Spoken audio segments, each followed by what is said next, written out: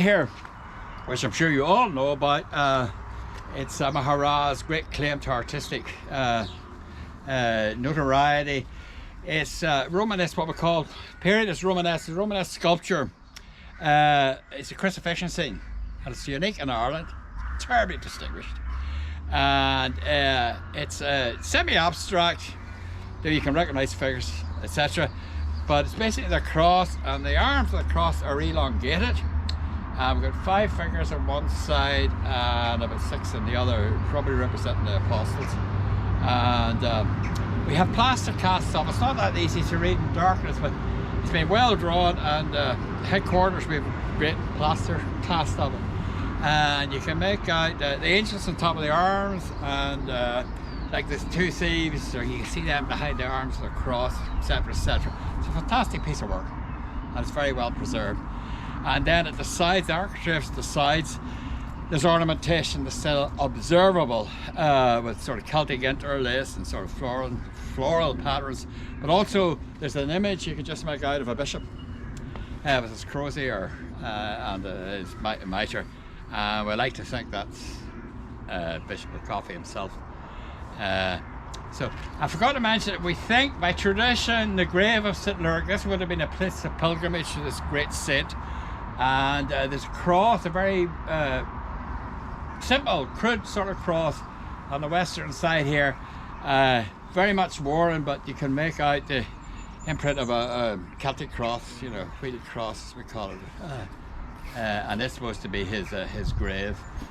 A famous incident here in the 19th century where 2 strangers were seen in town, and they were digging in a graveyard here, and they're supposed to find this silver crucifix, big one, and went off, and then the news went around the town, and I think they were traced as far. They were last seen at Castle Dawson or something, but they escaped. It's one of those great mysteries, you know. Was it the cross of Lurach and da. So it might turn out. Has it turned up, Mallory? Definitely. Terribly annoying, isn't it? Yeah. These places also were, always had a holy well. Every monastery and all of the churches had a holy well, and the water from that was used for ritual purposes. It was used, you know, during the mass, but used for baptism, it was used for cures. The holy well here was up Main Street, near where the hotel is, and it was there until about 100 years ago. Yeah. I think it's better water comes out now and again of it. Pity it wasn't venerated. There's a tunnel here. Citerane, yes. All these sites would have what we call a citerane. It's an artificial cave, which I mentioned before. It's where they kept like prehistoric fridges or historic fridges. You kept your milk products down there, you kept all your cheese, etc. Also, people could hide there during raids. Now, you probably all know the folklore. It's a citerane in one townland, there's another one over there. This is all over Ireland, and of course in folk interpretation, they join them together. We still get that when we're doing field work, you know. You go to see a citerane, and that comes out over such and such a townland, and you have to tell them, Johnny, I'm not quite. I've given up. I said, yeah, you know, I mean, it goes all the way to Iceland or something, you know. It's very annoying, you know. It's good to have sort of folklore like that. There was a citerane here, yeah. It's supposed to come out of Mulla Church, a mile that way, you know. We'll have to cross a bog and a river and all the rest. Quite a feat of engineering, you know. They're supposed to have found an underground room, aren't they?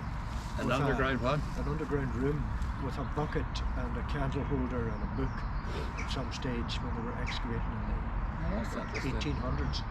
And it was supposed to be on the route of a tunnel that went from here to the well. Is that right? Is that right? That suggests there was another citerane up near the well. Yeah. Sometimes you get sites with loads of citeranes. Yeah, I think they opened it when they were building the big plane. You know, the wee. Yes. Yeah. I think they found the other end of it, maybe there. Oh, right, connected the two. But they maybe, I think the suspicion was maybe it was the 1798 boys, maybe somebody was hiding out for a day or two or something. Well, there were favourite places in 1798 for hiding the pikes, and in the 1950s campaign. I had a very embarrassing experience. There's a famous citerane south of Banagher, Ballydunnigan town. And this archaeologist He should not be nameless, come to think of it. Alan Harper. I overlapped with him for a while. He later became Archbishop of Armagh. Alan turned Englishman, you know, and he came here after graduating and didn't understand the Irish landscape or politics, whatever. And he went to see the Sitter in Martin or Moss and had a number on it. And it was down a Long Lane farmhouse, you know, and he arrived down and told the people in the farmhouse that he was there to see the Sitter in it.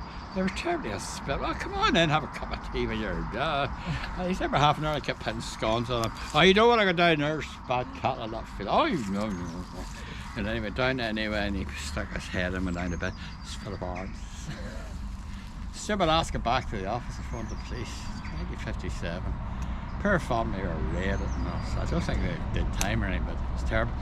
So it's meant nobody could ever go to see it. So I started work on a survey in late 1970s. And then you have the feeling, you see.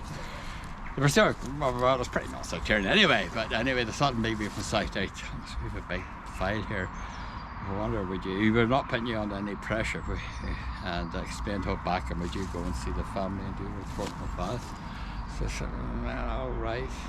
So I drove down, parked at the top of the lane, said, no, I won't.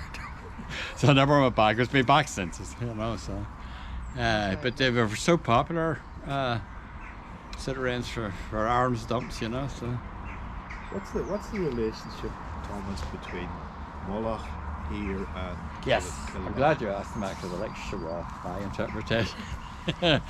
I mentioned the big monastic estate. On the formation of parishes, don't you be publishing this before I did? When parishes were formed, it seemed to be one of the ordinance of organisation, though we haven't got it written down anywhere, that every church should have a land attached to it. And you find, like in the Derry Diocese, for example, every medieval parish church has got 4 town lands belonging to it. So here what they did, and I can demonstrate in other areas, to fulfill that, they split up these big estates. So the church lands of Mulla, which is Termanini, Rahara and Killila, put them all together and you get the 16 town land unit. So it's a division of all those. And you find that, like for Eurohagan, Churchtown, that was a vast big estate. The church, Listen had about 25, 30 town lands. And you find within that estate, if you put all the churches together, you get Derry Lauren, you get Desert Lynn, you get Lisson itself, and you get another little church that's now defunct outside Cookstown, which is a parish, and they're all funded in that estate too. And then that estate was divided up, you know, to form the parishes. So that's why you got the 3. Like Mulla's just across there. You have 2 parish churches, you know, within about a mile of each other.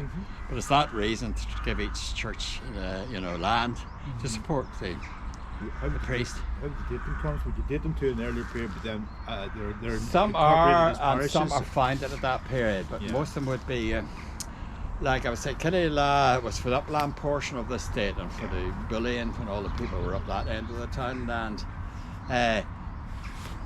You need to go through each one's individually. You generally go the dedications. You know, if it's a dedication to an early saint, or it hasn't got a dedication, you know. Killila is a very strange one because it is. Yeah, there's a couple of that isn't, and there's a dedication that nobody has ever been able to. I know. And then do you agree with that? Kieran is associated with here. Was that only 3 place names? Yeah, that's You've Tully Hearn and the other, and I think that's from a saint called Kieran. Yeah. We've no other record of Kieran. No, it's a non-starter, that one. Good. I'm glad we agree on that. There is another name, Cremarnie or something like this. Is that right? It's very, very corrupted, but it's very difficult to make out what's behind it.